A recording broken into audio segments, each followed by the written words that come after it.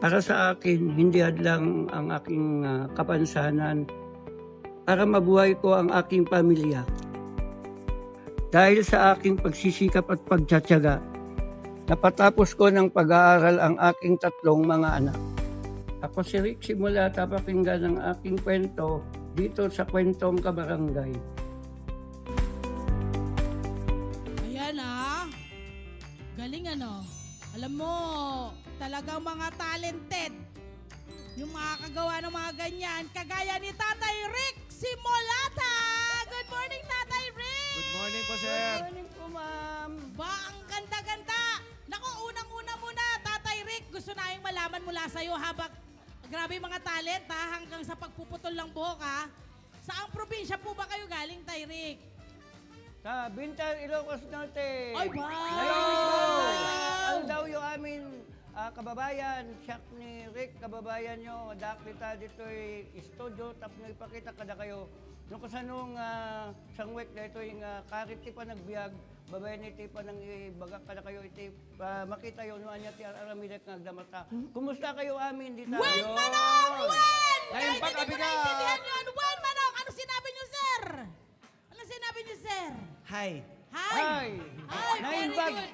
naimbag amin daw yun, amin nakakabsat ken gagayem. Nang nagiti pamilya ken ti kabaranggayak margay. Ayan, parang pinabati niya yung mga kabarangay, parang gano'n, parang magandang umaga sa inyong lahat. Panoorin niyo ako dito, panoorin niyo yung gagawin ko rito. Yan yan. Si Kuya Rick ay isang kilalang barbero ng kanyang area, ng kanyang barangay. Correct, At ito ang correct. ginugupitan. Anong pangalan mo, bro?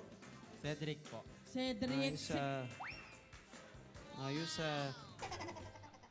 Magkano ba bayad mo kay Kuya Rick? 200. Talaga, may pambayad ka? Talaga, Hindi, ito'y kawang gawa ni Kuya Rick. Yes, At yes, ginagawa yes, niya ito yes. sa mga kabarangay niya. Ginugupitan. Ilang taon ka na at nagugupit, Kuya Rick? 33 years. 33 years. Okay. Paano po kayo napunta sa karerang ito ng paggugupit? Napunta ako dito dahil tinulungan ako at pinamana sa akin ng lolo at tatay ko at saka mga barkada ko. Galing Ang talaga sa galing. linya ng mga Angkan. barbero. Oo, sa Ilang angkan taon mo. kayo, Kuya Rick, nung natuto kayong maggupit? 12 years old. 12 years old. Tuloy-tuloy hanggang ngayon. Hanggang ngayon.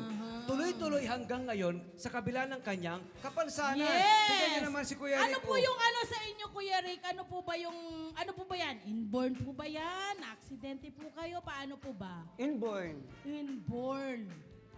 So, nung maliit pa lang kayo, alam nyo na paano i-navigate ang sarili nyo sa pang-araw-araw. Ano yung gaano ka-challenging sa inyo, yung pang-araw-araw nyo noon nung bata kayo? Challenging sapagkat dahil sa nakikita ko na ganito ang buhay, sinikap ko talaga na gusto ko rin mabuhay ng marangal ayon sa biyaya na mga pagpapala na pinagkaloob sa akin at sa mga tao na nagmamalasakit sa akin. Ganda! Oo, yung mga tumutulong na nagtuturo sa iyo. Ano Ganun po? ang mindset mo, Kuya. Hindi ka nakikinig sa mga negatibo. Always think positive, ma'am. Yun na nga. Oo naman. Ayun na. Ito talaga. pa. Ma'am, Okay. nabuhay ka pa ba kung negatibo ka? Correct. Oo naman. Bawal maging negatibo. Always positive lang naman Yes, talaga. true. At saka tingnan mo ang ginagawa niya. Tingnan nyo, tayo mga able-bodied, wala tayong excuse Correct. na maging tamad. O, di ba, Oh, shout out sa mga tamad.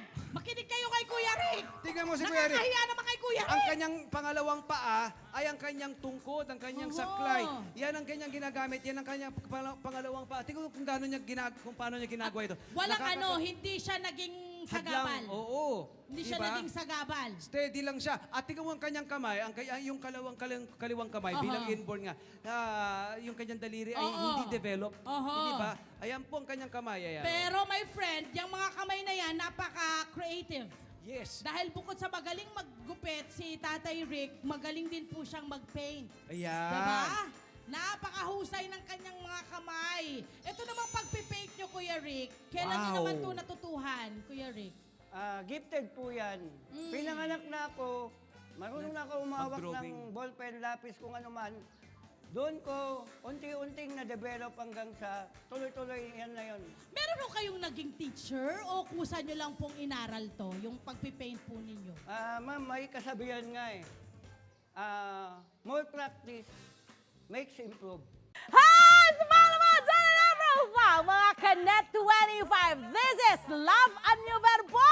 For more love, Tunipet, and Arafang updates, just click the subscribe button and follow us on our Net25 social media pages at Net25 TV and Net25 Entertainment Facebook. See ya. I love ya.